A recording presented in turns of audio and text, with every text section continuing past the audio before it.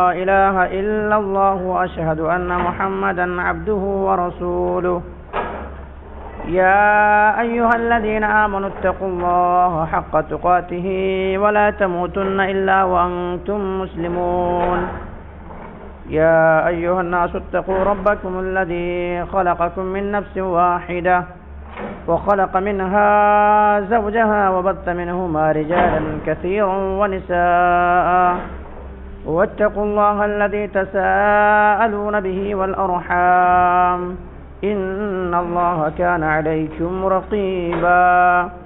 يا أيها الذين آمنوا اتقوا الله وقولوا قولا سديدا يصلح لكم أعمالكم ويغفر لكم ذنوبكم ومن يطع الله ورسوله فقد فاز فوزا عظيما.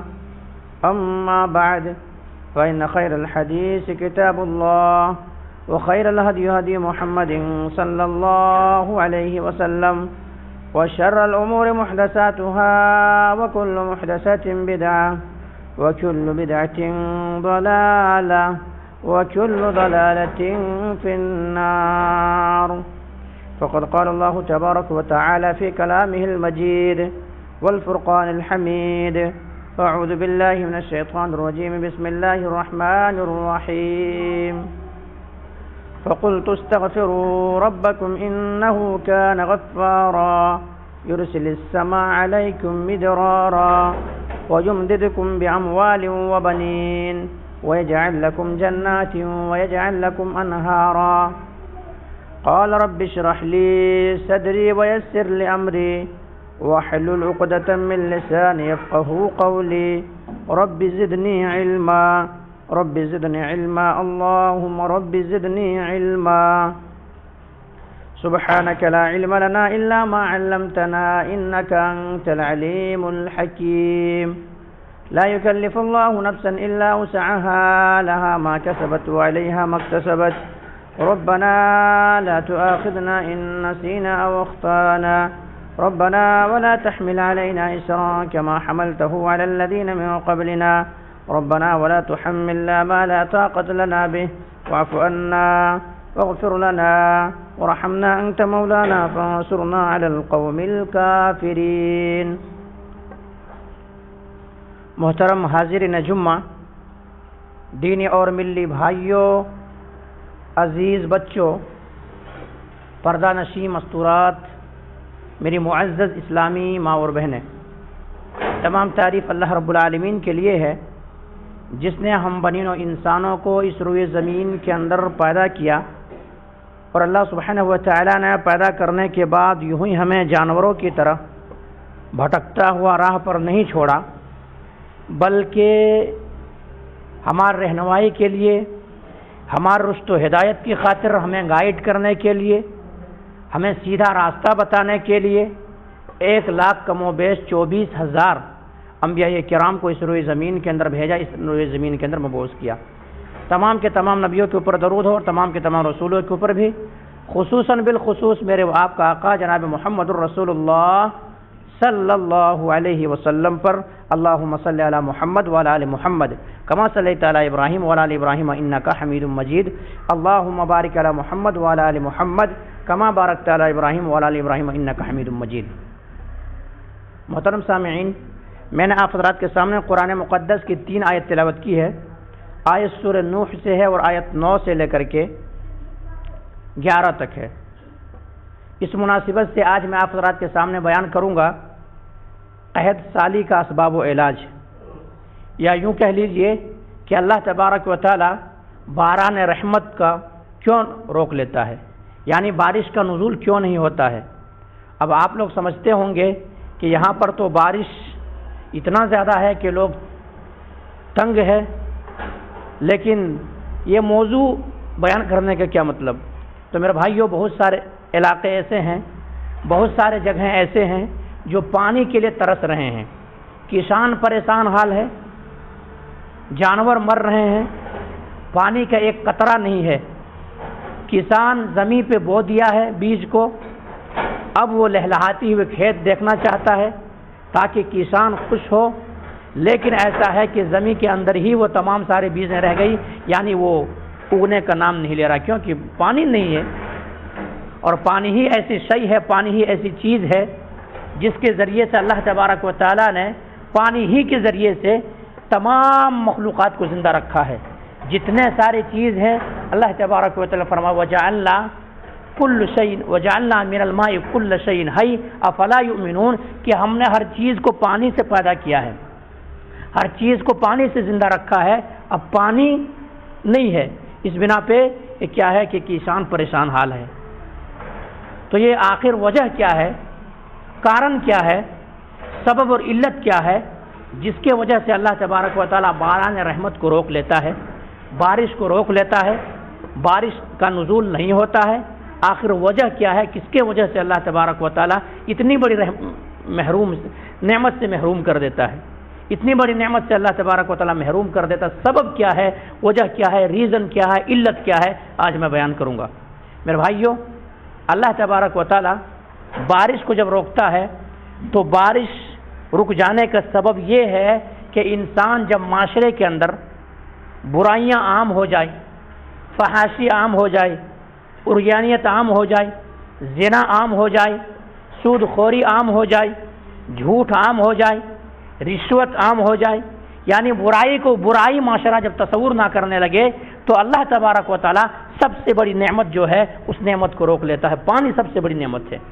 انسان اگر کھائے نہ تو جی سکتا ہے، لیکن انسان کے پاس اگر پانی نہ ہو، نہ پیے تو انسان جی نہیں سکتا ہے، جی نہیں سکتا، وہ مر جائے گا۔ تو اسی لیے پانی کو اللہ تبارک و تعالیٰ روک لیتا ہے۔ اسی لیے اللہ تبارک و تعالیٰ پورے دنیا کی اگر 4 حصے میں ڈیوائڈ کیا جائے، 4 حصے میں بانٹا جائے تو صرف 3 حصے پانی ہے، 3 حصے یعنی 70 پر 5% جو ہے، 75% دنیا کی حصہ جو ہے آباد تمام پانی پہ محیط ہے، پانی ہے۔ صرف 25 حصہ جو ہے وہ لوگ تمام سارے چیزیں اگا رہے ہیں، گھر بنا رہے ہیں، تمام ساری چیزیں ہیں، لیکن اگر 4 حصے کو ڈیوائڈ کیا جائے، بانٹا جائے، ان میں سے 3 حصہ پانی ہے۔ اس سے بھی یہ پتہ چلتا ہے کہ پانی کی بڑی اہمیت ہے۔ اور اللہ تبارک و تعالیٰ پانی کو آخر کیوں روک لیتا ہے، باران رحمت کو کیوں روک لیتا ہے، قحط سالی کیوں پڑ جاتی ہے، لوگ پریشان کیوں ہو جاتے ہیں، اس کی وجہ اور اس کے ریزن کیا ہے؟ تو اللہ تبارک و تعالیٰ نے اللہ کے نبی جناب محمد کریم صلی اللہ علیہ وسلم کی زبان اطہر سے یہ بات کہلوا دیا ہے۔ نبی اکرم جناب محمد کریم صلی اللہ علیہ وسلم امت کو گائیڈ کر دیا ہے، امت کو رہنمائی کر دیا ہے، امت کو بتا دیا ہے کہ اگر یہ کمیاں ہونے لگے معاشرے کے اندر، یہ برائیاں ہونے لگے معاشرے کے اندر، یہ کرپشن اور یہ فساد ہونے لگے معاشرے کے اندر، پھر اللہ تبارک و تعالیٰ باران رحمت کو روک لیتا ہے، بارش کو روک لیتا ہے۔ سب سے پہلا ریزن، سب سے پہلا کارن اگر بارش رک جاتا ہے تو یہ ہے کہ جب انسان ماپ اور تول میں کمی کرنے لگے، ماپ اور تول میں کمی کرنے لگے، جب لینے کی باری آئے تو پورا لے، اور جب دینے کی باری آئے تو کیا کرے، ڈرڈی مار دے، یا پھر ماپ اور تول میں کمی کر دے، یا وہ انسان چاہے کہ میں کیسا ان کی مال کو ہڑپ لوں، میں کتنا کم ان کو دے دوں تاکہ مجھے منافع حاصل ہو جائے، مجھے فائدہ حاصل ہو جائے، میرے پاس مال جمع ہو جائے، اور ماپ اور تول میں کمی کرنے لگے تو ماپ اور تول میں کمی کرنے کی وجہ سے اللہ تبارک و تعالیٰ باران رحمت کو روک لیتا ہے، بارش کو روک لیتا ہے، اور بارش کا نزول نہیں ہونے لگتا ہے، بارش کا نزول نہیں ہونے لگتا ہے۔ اور اتنا خطرناک ماپ اور تول میں کمی کرنا، آج آپ مارکیٹ کے اندر چلے جائیے، بازاروں میں چلے جائیے، کوئی سامان خریدیے تو ایسا لگے گا کہ یہ چیز جو ہے اگر آپ 1 kg خریدے ہیں وہاں پر تو گھر میں لا کر کے ان کو اگر تولا جائے،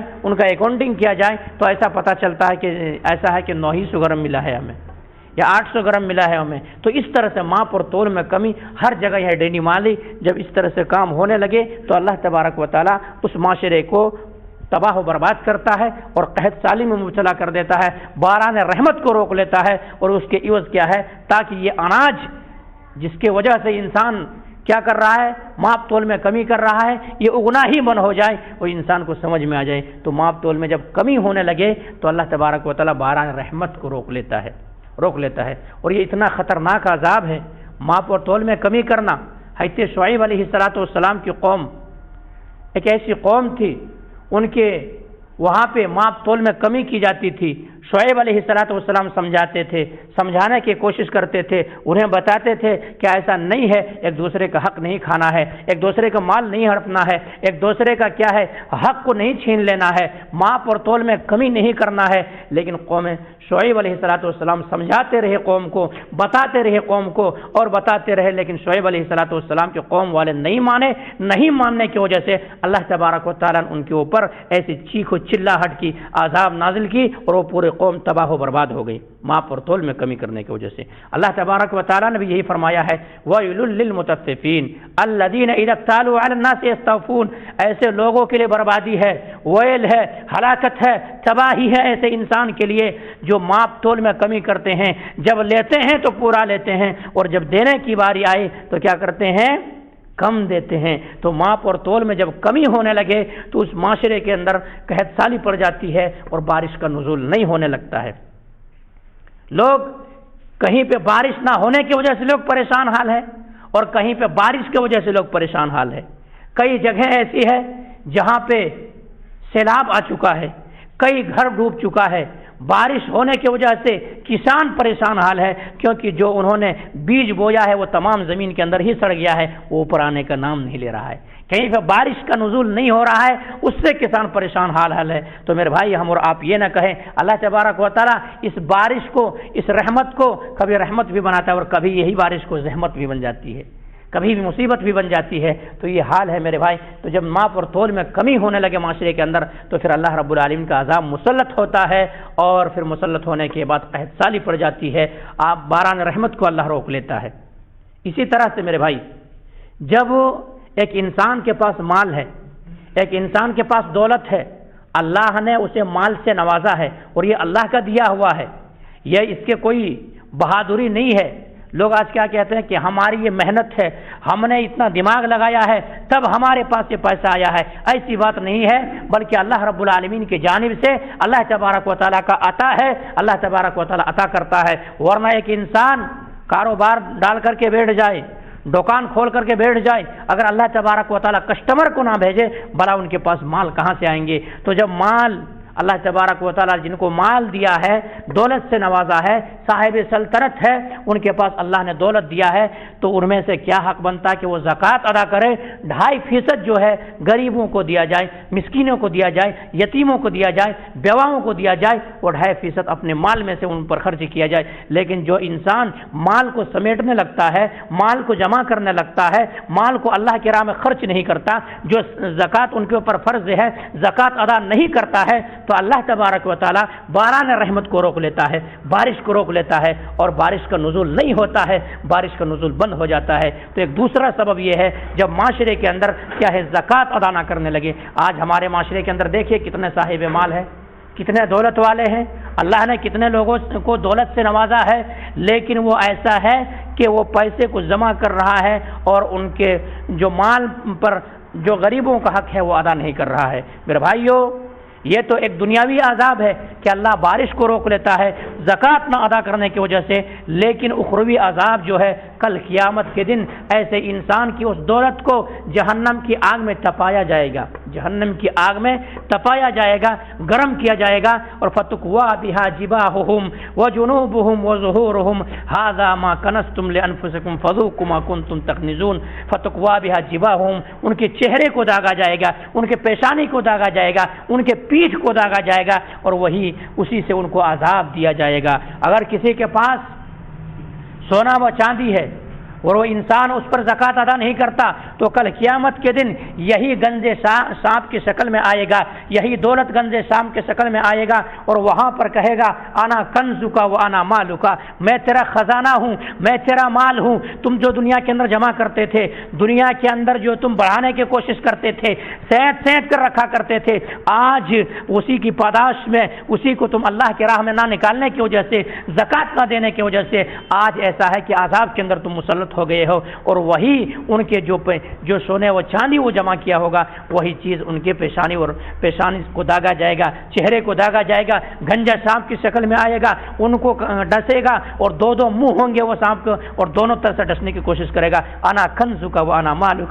میں تیرا مال، میں تیرا خزانہ۔ میرے بھائی یہ ایک تو دنیاوی اخروی سزا یہ ہے، اور دنیاوی سزا کیا ہے؟ اللہ تبارک و تعالیٰ باران رحمت کو روک لیتا ہے، بارش کو روک لیتا ہے، بارش کا نزول نہیں ہوتا ہے۔ تو میرے بھائیوں، اگر آج پوری امت پریشان حال ہے، پوری امت پریشان حال ہے، کسان رو رہے ہیں، یہاں تک کہ گھاس و بھوس تک نہیں اگ رہا ہے، پانی نہیں ہے، تو کیا کیا جائے؟ اس باران رحمت کے لیے اللہ تبارک و تعالیٰ کی جانب لوٹا جائے، اللہ تبارک و تعالیٰ کی جانب استغفار کیا جائے، اللہ تبارک و تعالیٰ سے مانگا جائے، ہم اور آپ جو گناہ کر رہے ہیں وہ گناہوں سے توبہ کیا جائے۔ جب گناہوں سے انسان توبہ کرتا ہے تو توبہ کرنے کی عوض میں، توبہ کرنے کی وجہ سے اللہ تبارک و تعالیٰ پھر باران رحمت کا نزول کرتا ہے، باران رحمت کا نزول کرتا ہے۔ اسی طرح سے میرے بھائی، جب زناکاری عام ہو جائے، زنا آج عام سمجھا جاتا ہے، زناکاری ہمارے معاشرے کے اندر دیکھیے، انسان ایک دوسرے جگہ پہ منہ مارنا، اس کو زنا کہا جاتا ہے، شادی شدہ ہے،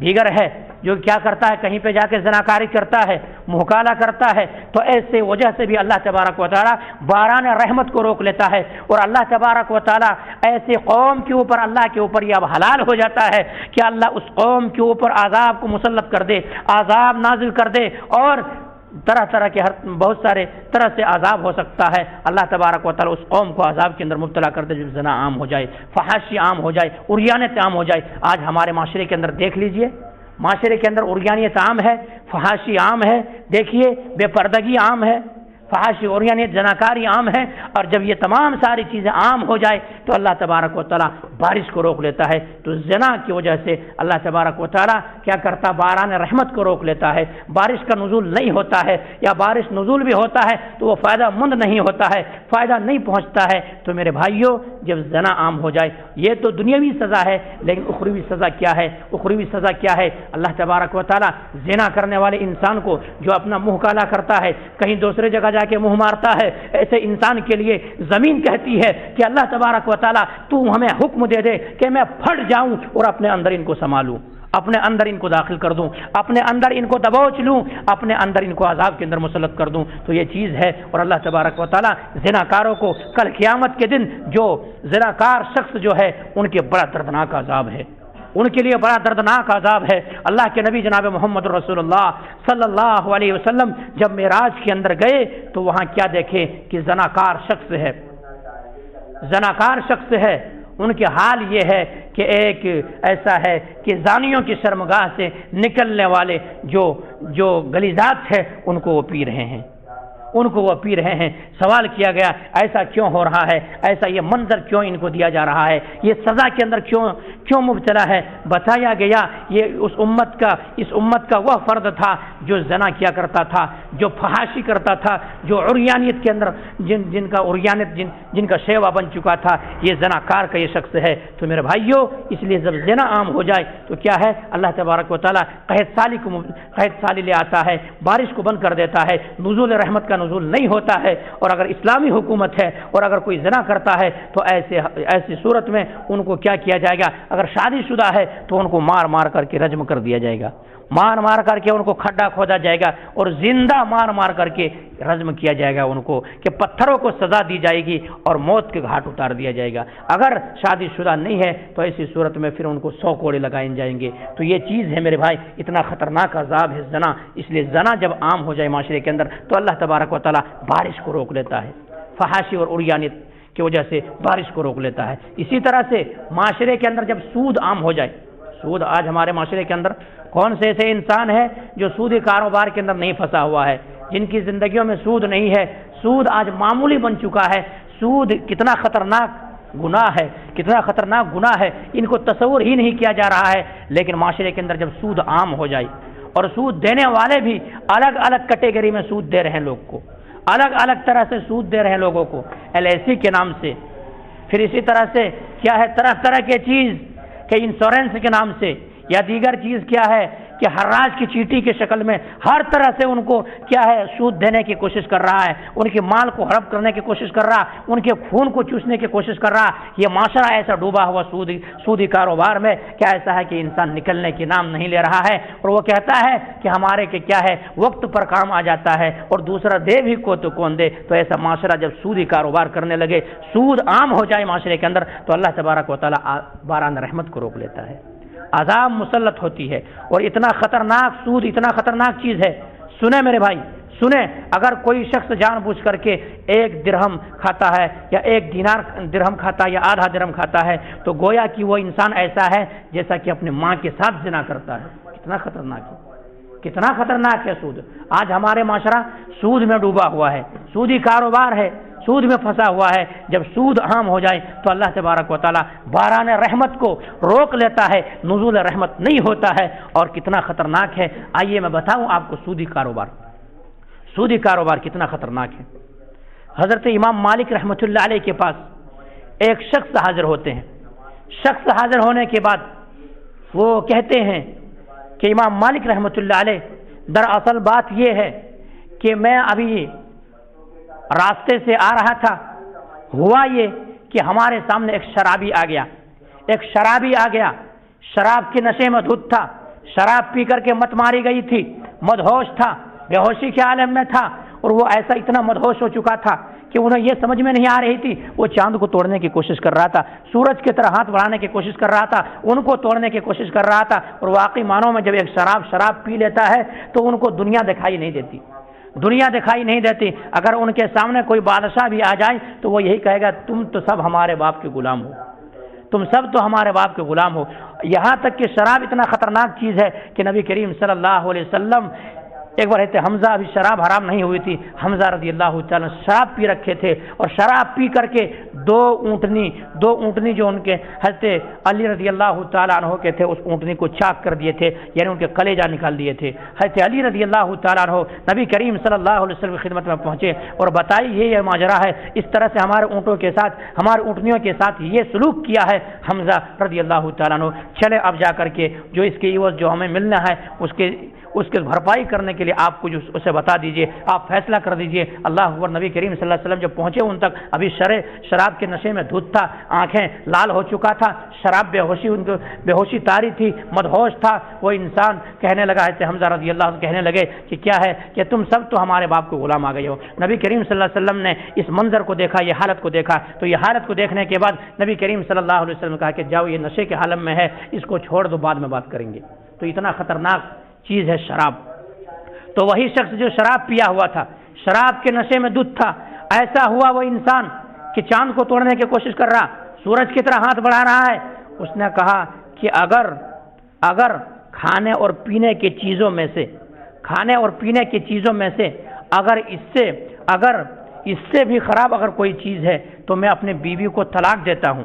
اگر انہوں نے سمجھا کہ کھانے اور پینے کی چیزوں میں سے سب سے خراب چیز جو ہے پینے کی چیزوں میں سے شراب ہی ہے، اس سے خراب چیز کوئی دوسرا ہے ہی نہیں، اور وہ کہا اگر کھانے اور پینے کی چیزوں میں سے اگر اس سے بھی کوئی خراب چیز ہو تو میں اپنے بیوی کو طلاق دیتا ہوں۔ اب وہ انسان امام مالک رحمۃ اللہ علیہ کے پاس پہنچ جاتے ہیں مسئلہ لے کر کے کہ میں نے اس منظر کو دیکھ کر کے، ایک شرابی کو دیکھ کر کے میں نے یہ قدم اٹھایا ہے اور میں نے یہ بات کہہ دی ہے، آخر کیا ہے میرے بیوی کے اوپر طلاق واقع ہو گئی ہے۔ آخرکار وہ انسان امام مالک رحمۃ اللہ علیہ ابھی کوئی جواب نہیں دیتے ہیں کہ ابھی میں کتابوں کو کھول رہا ہوں، ابھی میں پڑھ رہا ہوں، ابھی مجھے پڑھنے کا موقع دیا جائے، اس کے بعد تمہارے سوال کا جواب دوں گا۔ ایک بار آتے ہیں، 2 بار آتے ہیں، 3 بار آتے ہیں، 4 بار آتے ہیں، آخرکار حکم سنا دیا جاتا ہے کہ تمہارے بیوی کے اوپر طلاق واقع ہو گئی ہے۔ کہا کیسے طلاق واقع ہو گئی؟ کیا کھانے اور پینے کی چیزوں میں سے اس سے بھی خراب کوئی چیز ہے، شراب سے بھی بدتر کوئی چیز ہے؟ امام مالک رحمۃ اللہ علیہ نے کہا کہ کھانے اور پینے کی چیزوں میں سے اس سے بھی خراب چیز ہے، وہ سود ہے۔ وہ سود ہے۔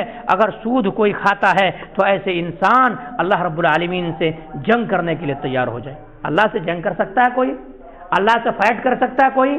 اللہ تبارک و تعالیٰ سے کوئی جنگ کر سکتا؟ بادشاہوں کا بادشاہ، شہنشاہوں کے شہنشاہ، ہمیں اور آپ کو جو زندگی دی ہے وہ اللہ زندگی کو دینے والے اللہ تبارک و تعالیٰ کے قبضے قدرت میں تمام ساری شے ہے، کیسے انسان جنگ کر سکتا ہے؟ تو اتنا خطرناک چیز ہے میرے بھائی سود خوری۔ اس لیے ہمارے معاشرے کے اندر جب زنا عام ہو جائے، سود خوری عام ہو جائے اور سود کو معمولی سمجھا جانے لگے تو اللہ تبارک و تعالیٰ باران رحمت کو روک لیتا ہے، رحمت کا نزول نہیں ہوتا ہے۔ تو یہ چیز ہے میرے بھائی، جب ماپ اور تول میں کمی ہونے لگے تو رحمت رک جاتی ہے، بارش کا نزول نہیں ہوتا ہے۔ اسی طرح سے اللہ تبارک و تعالیٰ نے ان کو مال دیا ہے، صاحب مال ہے، صاحب دولت ہے، دولت سے نوازا ہے اور وہ زکوٰۃ ادا نہیں کرتا ہے، تو ایسی صورت میں اللہ سبحانہ و تعالیٰ آسمان سے ہونے والی رحمت کو، بارش کو روک لیتا ہے۔ اسی طرح سے جب فحاشی عام ہو جائے، عریانی عام ہو جائے، زنا عام ہو جائے، زناکاری عام ہو جائے معاشرے کے اندر اور زناکاری کو عام سمجھا جانے لگے، تب بھی اللہ تبارک و تعالیٰ بارش کو روک لیتا ہے۔ سود عام ہو جائے تو پھر اللہ تبارک و تعالیٰ بارش کو روک لیتا ہے۔ اسی طرح سے میرے بھائی جب معاشرے کے اندر اللہ رب العالمین نے انسان کو جس مقصد کے لیے پیدا کیا ہے، اللہ تبارک و تعالیٰ نے ہمیں اور آپ کو جو پیدا کیا ہے میرے بھائی، ہمیں اور آپ کو پیدا کرنے کا مقصد وہی ہے کہ اللہ تبارک و تعالیٰ کی بندگی کی جائے، اللہ تبارک و تعالیٰ کی عبادت کی جائے، اللہ تبارک و تعالیٰ کی رضا والے کام کیا جائے، اللہ تبارک و تعالیٰ کو راضی کیا جائے اور ایسے کام کیا جائے جس سے اللہ تبارک و تعالیٰ خوش ہوتا ہے، اور ایسے کام سے رک جایا جائے جس سے اللہ ناراض ہوتا ہے۔ اللہ کے رسول نے جس بات کا حکم دیا ہے وہ کام کیا جائے، جس سے روکا ہے اس سے رک جایا جائے اور ہم اللہ تبارک و تعالیٰ کی عبادت کیا جائے۔ اللہ تبارک و تعالیٰ اسی لیے پیدا کیا ہے جب انسان عبادتوں سے روگردانی کرنے لگے، عبادتوں سے دور بھاگنے لگے، ان کی زندگی میں عبادت نہ ہو، ان کی زندگی میں کوئی شے نہ ہو، ایسے انسان ان کو معلوم ہے ایک انسان کون نہیں جانتا، کون انسان یہ نہیں جانتا کہ مجھے کیا کرنا ہے، نماز کا پابند ہونا ہے، مجھے نماز پڑھنا ہے۔ ہر کسی کو معلوم ہے، بچے کو معلوم ہے، کوئی انسان ایسا نہیں ہے کہ جن کو معلوم نہیں ہے۔ اب معلوم نہ ہونا ایک الگ بات ہے اور معلوم ہو کر کے وہ گناہ کرنا ڈبل سزا ہے ان کے لیے۔ ایک انسان میرے کو معلوم نہیں کہ میں نماز پڑھنا ہے، میں خالی مسلمان گھرانے میں پیدا ہو گیا، اب مجھے معلوم نہیں کہ مجھے نماز پڑھنا ہے، مسجدوں کو آباد کرنا، 5 وقت میرے اوپر نماز فرض ہے، مجھے معلوم نہیں، کوئی بتائے بھی نہیں، اب میں وہ گناہ کر رہا ہوں تو ان کی تو معافی اگر اللہ تبارک و تعالیٰ کے یہاں پہ معافی ہو سکتا ہے، اور کیونکہ مجھے پتہ ہی نہیں تھا، کوئی بتانے والا آیا ہی نہیں تھا، مجھے علم ہی نہیں تھا، تو ہم کیا کرتے، کیسے نماز پڑھتے، کب پڑھا جاتا ہے، کیوں پڑھا جاتا ہے، کیا پڑھا جاتا ہے، مجھے معلوم ہی نہیں تھا، مجھے علم نہیں تھا، تو اللہ تبارک و تعالیٰ کے یہاں پہ عذر چلے گا کہ نہیں ہمارے پاس کوئی بتانے والا نہیں آیا تھا، سمجھانے والا نہیں آیا تھا۔ لیکن ایک انسان کو معلوم ہے اور ہر کسی کو معلوم ہے، بہت معلوم ہے، ہم سے زیادہ معلوم ہے ہر کسی کو کہ وہ کرنا نماز پڑھنا ہے، بڑے بڑے مسائل معلوم ہے، لیکن وہ انسان معلوم ہونے کے بعد بھی اگر نہیں پڑھتا ہے نماز تو ایسے انسان کی 2 گنا سزا ہے، دگنا سزا ہے۔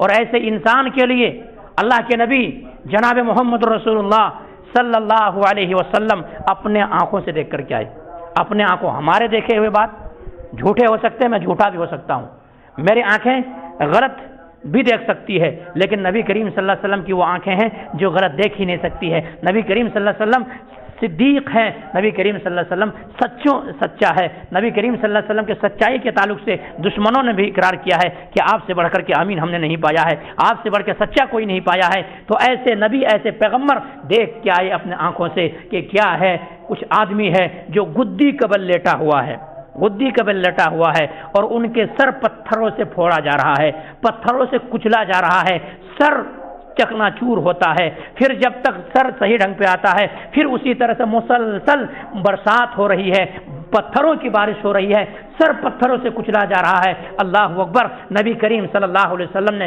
جبریل امین سے آخر سوال ہی کر لیے، آخر پوچھ ہی لیے کہ فقلت من ہؤلاء یا جبریل، اے جبریل امین آخر وجہ کیا ہے، ریزن کیا ہے، سبب کیا ہے، علت کیا ہے، کس کے وجہ سے ان کے سر کو پھوڑا جا رہا ہے، ان کے سر کو کچلا جا رہا ہے، ان کے سر کو تہس نہس کیا جا رہا ہے۔ اللہ اکبر، اللہ اکبر۔ میرے بھائیو ذرا غور سے سنیں، بے نمازی جو ہے، نماز مسجدوں سے جو دور ہیں، بغور سنیں ان باتوں کو اور غور و فکر کریں کہ ہماری زندگی اگر ہمارے سر و پتھروں سے کچلا جانے لگے تو پھر ہم اور آپ کیا ہو سکتے ہیں۔ ذرا دنیا کے اندر ایک زخم لگے ان کو برداشت نہیں کر سکتے، تو سر جو سب سے نازک چیز ہے اسی سر کو کچلا جا رہا ہے۔ وجہ کیا ہے، ریزن کیا ہے، سبب کیا ہے، کیا وجہ ہے جس کے وجہ سے یہ عذاب کے اندر مسلط ہے؟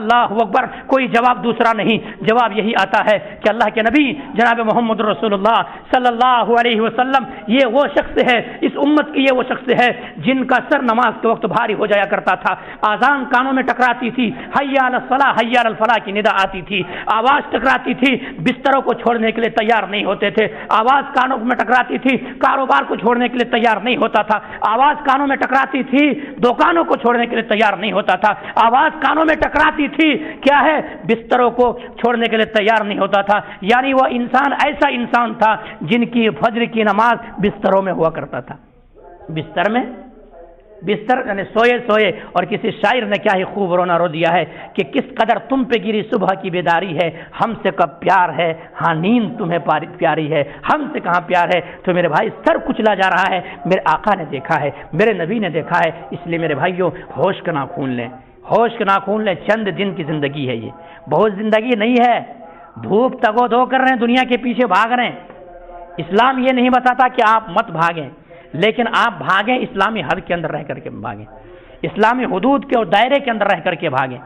اگر آنکھیں ابھی بند ہو گئی، آپ کی اولاد آپ کی لاش کو ایک دن گھر میں رکھنا گوارا نہیں کریں گے، بلکہ سوال چاروں طرف سے یہی آنے لگے گا کہ ان کو کب دفن کیا جائے گا، قبر میں کب اتارا جائے گا، کب ان کی نماز جنازہ کب ہے۔ آپ جس بیٹے کے لیے، جس اولاد کی خاطر، جس بیوی کی خاطر آپ اپنی زندگی کو برباد کر رہے ہیں، وہی اولاد آپ کے دشمن بن جائیں گے۔ اور ہے بھی کیسے؟ کیونکہ مردے کو گھر میں رکھنا بھی نہیں ہے، اگر رکھنا بھی ہوتا تو آپ کے کیا باس نہ آ جائے، کہیں باڈی سڑ نہ جائے، ایسا نہ ہو جائے، اس وجہ سے اس عوض میں وہ انسان کیا کرتا، وہ انسان کیا گھر میں رکھنا گوارا نہیں کرتا۔ تو ہم اور آپ کیوں اپنی زندگی برباد کر رہے ہیں، کیوں اپنی زندگی برباد کر رہے ہیں؟ ہم اور آپ اللہ کی، اور کیا کہہ رہے ہیں، ہم اور آپ چاہ رہے ہیں کہ نمازوں کو چھوڑ کر کے ہماری زندگی میں خوشیاں آ جائیں، ہم خوشحال ہو جائیں گے، ہمارے گھروں میں برکت آج۔ اللہ کی قسم یہ جھوٹ ہے، یہ کبھی نہیں ہو سکتا ہے۔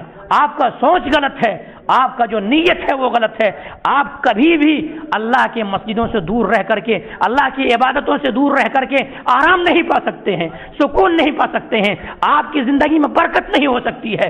چاہے آپ کروڑ کے مالک بن جائیں، لیکن آپ کو ہمیشہ فکر رہیں گے، آپ کے مال و اولاد میں کبھی برکت نہیں ہو سکتی ہے، کبھی سکون نہیں پا سکتے ہیں، کیونکہ میرا رب نے کہا ہے، اور میرا رب نے ہمیں اور آپ کو بنایا ہے، وہ رب بہتر جانتا ہے کہ کس میں سکون ہے ان لوگوں کے لیے۔ اللہ نے کہا ہے الا بذکر اللہ، الا بذکر اللہ تطمئن القلوب، کیا ہے انسان کے دل کو سکون کس میں پہنچتا ہے، کس میں پہنچتا ہے؟ اس چیز میں، اللہ کے ذکر میں پہنچتا ہے، میں نہیں کہتا، قرآن مقدس کی آیت ہے۔ تو آپ کہتے ہیں کہ ہماری زندگی میں خوشحالی نہیں ہے، ہمارے گھر کے اندر برکت نہیں ہے، خیر و برکت نہیں ہے، ہمارے گھر میں شیطانی کیا ہے، شیطانی لاحق ہو گیا ہے، اس طرح سے حادثات ہو رہے ہیں، برکت نہیں ہے، زندگی میں سکون نہیں ہے۔ سکون چاہتے ہو تو سکون کس میں ملے گی؟ سکون جس میں آپ لوگ چاہ رہے ہیں وہ غلط، وہ فارمولہ ہی غلط ہے، وہ فارمولہ ہی غلط ہے۔ اس فارمولہ کے اوپر عمل کرو جو کہ نبی کریم صلی اللہ علیہ وسلم جو فارمولہ اپناتے تھے۔ نبی کریم صلی اللہ علیہ وسلم جب پریشان حال ہوتے، مصیبت زدہ ہوتے، پریشانی ان کے اوپر ٹوٹ پڑتی، نبی کریم صلی اللہ علیہ وسلم کو دشمن ستاتے، نبی کریم صلی اللہ علیہ وسلم اپنا دشمن بن جاتے، اس وقت نبی کریم صلی اللہ علیہ وسلم مسجد کی طرف رخ کرتے اور کہتے جعلت قرۃ عینی فی الصلاۃ، کہ میری آنکھوں کی ٹھنڈک نماز میں ہے، نماز میں مجھے سکون ملے گی، مجھے راحت اگر ملے گی تو نماز میں ملے گی۔ آج ہمارے بھائی ہیں نماز کو چھوڑے ہوئے ہیں، سکون چاہ رہا، کہاں سے سکون ملے گی؟ برکت چاہ رہا، کہاں سے برکت ملے گی؟ بے برکتی ہے۔ اور بڑا برکت کیوں ملے؟ ایسے انسان کے کان میں شیطان پیشاب کر کے نکل گیا، بلا شیطان جیسے خبیث اور سب سے ملعون شے کسی کے کان میں اگر پیشاب کر کے نکل جائے، کہاں سے برکت ملے گی؟ آج کہتا ہے کہ ہم کاروبار کر رہے ہیں، ہم صبح سویرے اٹھ رہے ہیں، محنت کر رہے ہیں، برکت نہیں ہے۔ کہاں سے برکت آئے گی؟ اب شیطان پیشاب کر کے نکل گیا ہے کان میں، بے برکتی ختم ہو جا رہی ہے۔ تو میرے بھائی شیطان کیسے پیشاب کرتا بے نمازی کے کانوں میں؟ سنیں، جب انسان سوتا ہے اس وقت ان کے گدی کے اوپر، ان کے سر کے اوپر 3 گرہیں لگاتا ہے، 3 گانٹھ لگاتا ہے۔ گانٹھ لگانے کے بعد کہتا ہے کہ پیارے رات بہت لمبی ہے، چلو سو جا، پیارے رات بہت لمبی ہے، سو جا، پیارے رات بہت لمبی ہے، سو جا، ایسا کہتا ہے۔ اگر وہ انسان اٹھ گیا، فجر میں اٹھ گیا، وضو وغیرہ کر لیا، دعا وغیرہ پڑھ لیا، تو ایک گانٹھ کھل جاتی ہے، ایک گرہیں کھل جاتی ہے۔ دوسرا، جب وہ انسان نماز وغیرہ پڑھ لیتا ہے، دوسرے گرہیں کھل جاتا ہے، دوسرے گرہیں کھل جاتا ہے، وضو وغیرہ کرتا ہے، تیسری گرہیں کھل جاتا ہے۔ اب وہ انسان صاف و شفاف ہو جاتا ہے، نماز فجر کو ادا کر لیتا ہے، اب اللہ ان کا ضامن ہو جاتا ہے۔ اگر وہ انسان زندہ رہے گا تو اللہ تبارک و تعالی رزق ان کو عطا کرے گا، رزق ان کو عطا کرے گا۔ اب اللہ کا ذمہ ہے رزق عطا کرنا۔ اگر وہ مر گیا تو اللہ تبارک و تعالیٰ ان کو جنت ادا کرے گا۔ لیکن ایک انسان کیا کرتا ہے، نہ تو فجر میں اٹھتا ہے نہ نماز پڑھتا ہے، ان کی نماز جو ہوتی بستروں میں ہوتی ہے، تب پھر شیطان کان میں پیشاب کرتا ہے اور نکل جاتا ہے اور کہتا ہے جا میں اپنے مقصد میں کامیاب ہو گیا، میں اپنے رب سے جو وعدہ کیا تھا وہ وعدہ میں پورا کر رہا ہوں، لیکن تم جو وعدہ کر کے آئے تھے وہ وعدہ بھول چکے ہو، تمہارے کان میں پیشاب کر کے نکل گیا ہے۔ میرے بھائی ہم اور آپ سوچیں، ہوش کے ناخن لیں، ہماری اور آپ ایسی ہے مسجدوں کو آخر کیوں ہم اور آپ اس سے دور ہیں، مسجدوں سے کیوں دور ہیں، ہماری زندگیوں میں کیوں نماز نہیں؟ میں آپ کو ایک فارمولہ دینا چاہتا ہوں، آپ ایک بار نسخہ اپنا کے دیکھیے، مسجدوں کو آباد کر کے دیکھیے، انشاءاللہ پھر آپ برکت دیکھیے، کاروبار میں برکت دیکھیے، آپ کمائیں گے کم لیکن سکون ہوگا، آپ کمائیں گے کم لیکن برکت ہوگی گھر کے اندر، لیکن آپ ہزاروں کما جائیں اگر آپ کی زندگی میں نماز نہیں ہے سمجھ لو تو پھر سکون نہیں رہے گی۔ میں نہیں کہتا، میں اپنے طرح سے کوئی بات کہنے کے قائل نہیں ہوں، میں جو بھی بات کہتا ہوں پروف اور دلیل کے ساتھ کہتا ہوں۔ قرآن مقدس کو اٹھائیے آپ، اللہ تبارک و تعالیٰ فرماتا ہے وَمَنْ أَعْرَضَ عَنْ ذِكْرِي فَإِنَّ لَهُ مَعِيشَةً ضَنْكًا وَنَحْشُرُهُ يَوْمَ الْقِيَامَةِ أَعْمَىٰ وَقَدْ كُنْتَ بَصِيرًا، کہ جو بھی میرے ذکر سے روگردانی کرتا ہے، نماز نہیں پڑھتا ہے، ہم ان کے دنیاوی زندگی کو تنگ کر دیں گے، کمائے گا ہزار لیکن برکت ختم ہو جائے گی، دنیاوی زندگی کو تنگ کر دیں گے، بیماری لا کے گھیر لے گی، کہیں سے کہیں پیسہ نکل جائے گا، دنیاوی زندگی تنگ ہو جائے گی، اور کل قیامت کے دن جب اٹھے گا وہ انسان، ہم ان کو اٹھائیں گے تو اندھا کر کے اٹھائیں گے، اندھا کر کے اٹھائیں گے، آنکھیں ان کے پاس نہیں ہوگی، اللہ اکبر اللہ اکبر۔ پھر کیا ہوگا؟ وہاں پہ سوال کرے گا قال كذلك اتتك آياتنا فنسيتها وكذلك اليوم تنسى ومن أعرض عن ذكري فإن له معيشة ضنكا ونحشره يوم القيامة أعمى وقد كنت بصيرا، کہ اللہ تبارک و تعالیٰ مجھے دنیا کے اندر آنکھیں دی گئی تھی، آنکھوں سے میں دیکھتا تھا، میں پوری دنیا نظر آتا تھا، لیکن اللہ آج ہماری آنکھیں کیوں چھن گئی ہے؟ آج آنکھوں سے اندھا کیوں اٹھایا جا رہا ہوں؟ آنکھ کیوں نہیں ہے؟ اللہ اکبر۔ وہاں پہ اللہ تبارک و تعالیٰ کہے گا تم نے میرے آیتوں کو بھلا دیا تھا، آج میں تم کو بھلا دیا ہوں، تو دنیا کی زندگی تنگ ہو جائے گی، کتنا بھی کمائیں گے برکت نہیں ہوگی، کتنا بھی کمائیں گے برکت نہیں ہوگی۔ اس لیے میرے بھائیوں، ہم اور آپ غور کریں اپنے سینے میں ہاتھ رکھ کر کے، ہم اور آپ بڑے سے بڑے محنت والے کام کر رہے تھے، قد و کاوش والے کام کر لیتے ہیں، لیکن مسجدوں کو آباد نہیں کر پاتے۔ بعض لوگوں کو یہ بھی کہنا ہے کہ ہم پہلے ایسے تھے، یعنی ہماری مسجدیں پہلے پھول بھر جاتی تھی، آباد ہو جاتی تھی، اب ذرا ہم سست پڑ گئے ہیں، اب ہماری زندگیوں میں نماز نہیں ہے۔ تو میرے بھائی، آپ جو مریں گے تو پہلے کیا کر رہے تھے اس پر سوال نہیں ہوگا، جس حالت میں مریں گے۔ کیا گارنٹی کہ آپ ابھی آپ بے نمازی کی حالت میں آپ مر گئے، آپ کی زندگی میں نماز نہیں اور آپ دنیا سے چلے گئے؟ کیا گارنٹی؟ آپ پہلے کرتے تھے نیکی کے کام، پہلے اچھے اچھے اعمال کرتے تھے، پہلے اتنا اچھے کے کام کرتے تھے کہ مسجدیں بھی آپ کی عالیشان بن گئی، پہلے اتنا اچھے کام کرتے تھے، آپ ہر چیز کر لیے، لیکن پہلے جو کرتے تھے اس پر نہیں پوچھے گا قیامت دن۔ ابھی جو کر رہے ہیں اگر موت اس حالت میں آئی تو پھر کیا ہوگا؟ بولیے کیا ہوگا؟ کیا حشر بنے گی ہمارے آپ کی؟ جو نماز قبر کے اندر ہمارے اور آپ کے ساتھ چل کے جانے کے لیے تیار ہے، نماز میں ہماری حفاظت کرنے کے لیے تیار ہے، نماز میں ہمارا آپ کے لیے روشنی بننے کے لیے تیار ہے، وہی چیز ہماری زندگی میں نہیں ہے۔ اگر ہماری بے نمازی، سوچیں ذرا، غور کریں، بڑی درد کے ساتھ یہ بتا رہا ہوں، غور کریں، اگر اسی حالت میں ہماری وفات ہو گئی، مر گئی ہم اور آپ، پھر کیا ہوگا ہمارا آپ کا حشر؟ کیا ہوگا؟ یہ دنیا تو سب کچھ آپ کے گھر ہی تک اتار لیے جائیں گے، اگر آپ کے ایک انگوٹھی بھی پہنا ہوا، اس انگوٹھی کو بھی نہیں چھوڑیں گے، بنیان جو سڑا ہوا پہنا ہوا ہے اس کو بھی اتار لیں گے کینچی سے کٹ کر کے، ایک چیز آپ کو ساتھ جانے نہیں دی جائے گی، سب چیز یہیں چھین لیں گے۔ بھلا اس کے لیے آپ کیوں تگ و دو اتنا محنت کر رہے ہیں؟ اور جو واقعی حقیقی معنوں میں جو ملنے والی ہے اس کے لیے کیوں فکر مند نہیں ہے؟ اس کے لیے کیوں نہیں محنت کر رہے ہیں؟ وجہ کیا ہے؟ وجہ یہی ہے میرے بھائی کہ ہمیں اور آپ کو اہمیت معلوم نہیں ہو رہی ہے، ہمیں اور آپ کو سمجھ میں نہیں آ رہی ہے، اس لیے ہمارے آپ کی زندگی میں وہ ہے۔ ورنہ میرے بھائی، ہمارے آپ کی کیا ہے؟ جب آئے تھے ہم ایک دوسرے نے نہلایا، خود نہیں نہا سکے، دنیا میں آئے تھے کون؟ خود سے تھوڑی نہائے۔ جب جائیں گے بھی تو اتنا بے بس ہے ہماری زندگی، جائیں گے دوسرے کے محتاج، آئے تھے دوسرے کے محتاج، جائیں گے چار آدمی کے سہارے کندھے پر، دوسرے کے محتاج، صابن خود سے نہیں لگا سکیں گے، خود سے پانی اپنے سروں پہ نہیں ڈال سکیں گے، خود سے چل کر کے قبرستان نہیں جا سکیں گے، محتاج آئے تھے، محتاج جائیں گے، پھر دنیا میں کیوں بھکاری کی زندگی بسر کرنا، اور پھر دنیا میں اللہ رب العالمین کی جو یہ نافرمانی کیوں کرنا، اور کیوں اللہ کی بندگی سے دور رہنا؟ ذرا سوچیں میرے بھائی، ذرا غور کریں میرے بھائی. تو قحط سالی جو پڑ جاتی ہے، آسمان سے باران رحمت کا نزول جب رک جاتا ہے تو وجہ کیا ہوتا ہے؟ سب سے پہلی جو چیز ہے، ماں اور تول میں کمی ہونے لگتی ہے تو اللہ بارش کو روک لیتا ہے. دوسری شئی جو ہے، جب زکوٰۃ انسان کے پاس زکوٰۃ ہے، آج بہت سارے انسان ہیں، اگر زکوٰۃ حقیقی معنوں میں لوگ نکالنے لگے تو آج ہمارے مسجدوں کی باہر یا ادھر ادھر جو بھکاری نظر آ رہے ہیں نا، بھیک مانگنے والے ایک بھی نظر نہیں آئیں گے، ایک بھی نظر نہیں آئیں گے. لوگ اگر زکوٰۃ کے مال لے کر کے پھریں گے، کوئی لینے کے لیے تیار نہیں ہوں گے، لیکن زکوٰۃ ادا نہیں ہو رہا سیونگ سے. زکوٰۃ جب روک لے انسان تو اللہ تبارک باران رحمت کو روک لیتا ہے. سود عام ہو جائے معاشرے کے اندر، سود خوری عام ہو جائے، اللہ باران رحمت کو روک لیتا ہے.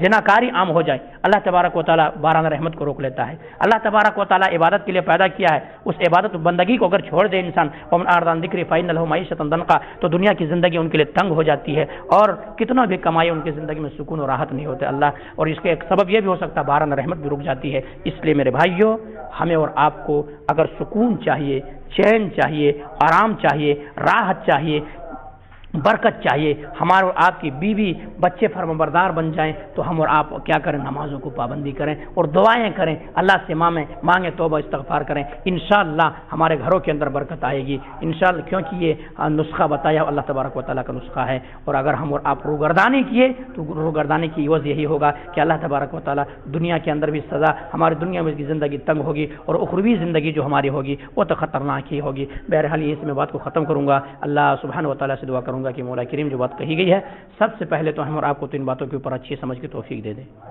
اس کے بعد مولا کریم ہماری مسجدیں غیر آباد ہیں، مولا کریم مسجدوں کو آباد کر دے. مولا کریم ہماری زندگی میں نماز جو سب سے بہت بڑی ذکر ہے، بہت بڑی عبادت ہے، جو فرض ہے، ایسی تحفہ ہے نبی کریم صلی اللہ علیہ وسلم آسمان میں بلا کر کے جو دی گئی، اس نماز سے روک پہلو تہی کر رہے ہیں، نماز سے کوسوں دور ہے. مولا کریم تمام مسلمانوں کو تو نماز پڑھنے کی توفیق دے دے. مولا کریم جو بیمار ہیں ان کو شفا کاملہ عاجلہ عطا کر. مولا کریم جو ذہنی پریشانی کے مبتلا پریشانی کو دور کر دے. مولا کریم باران رحمت رکی ہوئی، برسات کا نزول نہیں ہو رہا ہے، کئی جگہوں پہ لوگ پریشان حال ہے. مولا کریم تو بارش کا نزول فرما دے.